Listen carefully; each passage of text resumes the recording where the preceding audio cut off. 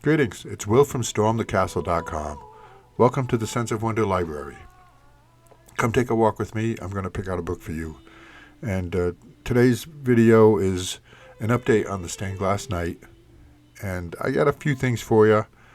You might find this a little bit interesting, including some different cuts and some different pieces. And I did one cut where the light was just perfect, and you can see the scratch as it goes along the glass. It's kind of a perfect shot, even though I messed up the actual cut.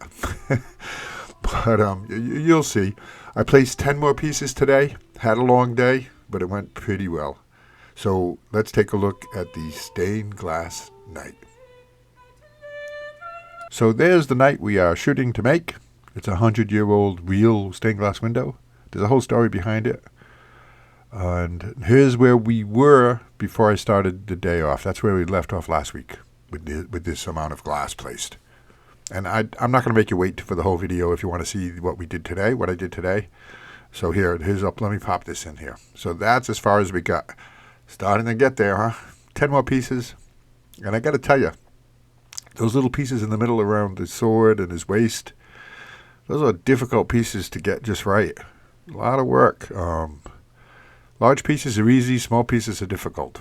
I've noticed that, but that's okay. I'm learning as I go, and it's coming along pretty good. I like it.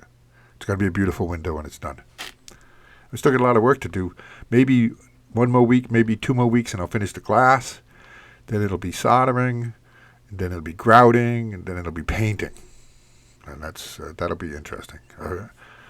So let's take a look. I'm going to show you, the typical process that I've been following. Is after a piece has been placed, or multiple pieces are placed, then add more of the lead, shaping it, and that can be a lot of work, especially for the little pieces. But curved pieces, you just place that came in there and shape it, and manipulate it and try to get it just right. It takes time, and I've already ordered my second batch I'm already on my second batch of the lead came. It's taken a lot more. I should have maybe measured it all out, not realizing how much I actually need to make this window. Quite a bit of it. All those pieces, that's a lot of lead.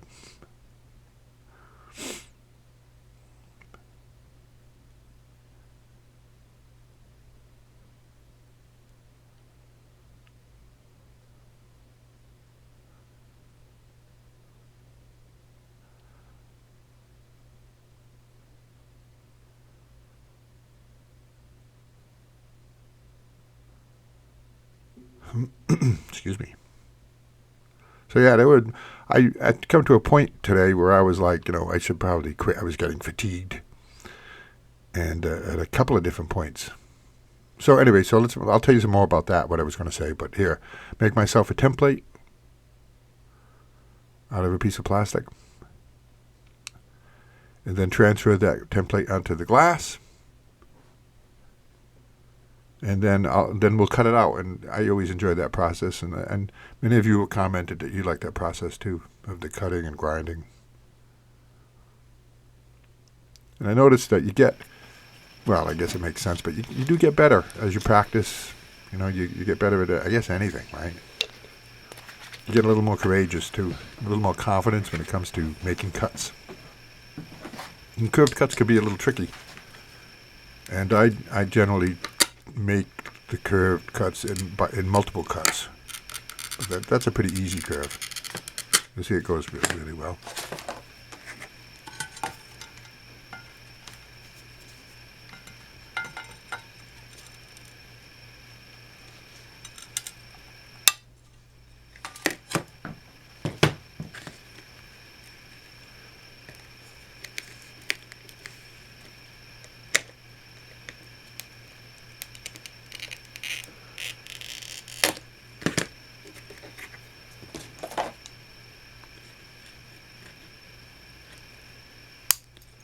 And now it's onto the grinder to do a little bit of cleanup and a little bit of shaping.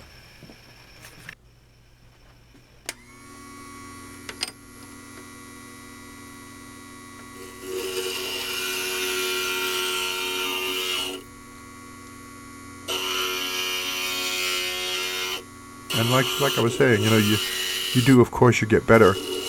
And I noticed too that as you get better, you're more you consider the more glass. Like as you're an amateur, you're more you waste more glass because you make more cuts and you make larger cuts and you give yourself a little bit more room. And I'm sure people that get really good at stained glass, you know, can really make the maximum of their glass. Get a lot more pieces out of a single sheet of glass. So here's an interesting example here. You know, just, you know, the curves, but you know, you do them, and selecting where you place the pliers to cut it, to snap it, makes a difference. And you start to get an eye for that, I guess you could say, where you place the pliers to snap them off. And see a little bit there, I pointed out a little bit of a I don't know what you call it, miscut, a little bit of a miscut. The grinder will fix that.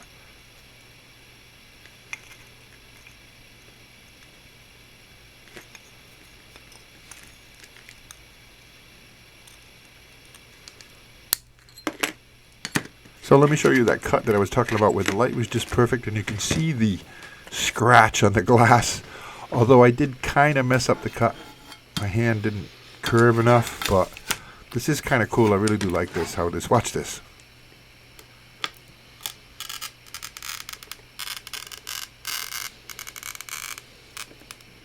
See, so you can really see how that it really scratches the glass. It's quite amazing. And I did mess that up, so now I'm going to see, as a, you know, an amateur or beginner, you know, not an expert in stained glass, how I'm going to do this curve in multiple cuts. So, but that's what I'm saying is a seasoned glass person could not waste this extra glass. Although I'll keep the glass, I may use it, you know, may need it for smaller pieces, for other pieces. There we go. And then that's it. This will be about it. I don't want to, I'm not going to show you all the placement, all the pieces. What we'll do is we'll take one last look at the progress we made so far, and the, you know, the 10 pieces I'd placed.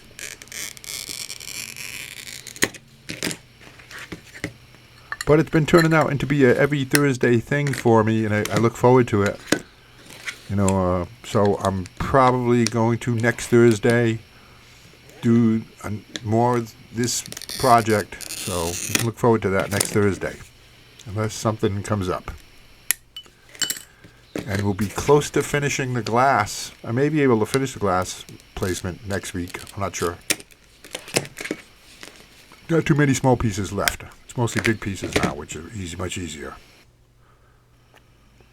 Go and grind it up because, you know, I had to do multiple cuts on that one. I had to grind it to clean it up and to shape it a little bit better.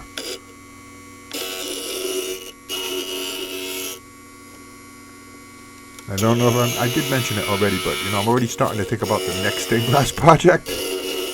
I'm probably going to do, I have a really good idea, but I'm probably going to do Van Gogh's Starry Night.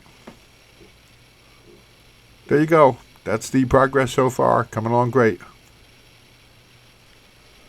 Looking forward to moving how time flies and how you just, our little pilgrim here is coming to life. Anyway, thanks for watching. Thanks for watching this far through. Give me a thumbs up. Hit that subscribe button if you haven't already. Leave a comment. It'd be great. Interacting with this video always helps. Here's a couple more videos you might want to watch. Remember, never lose that sense of wonder.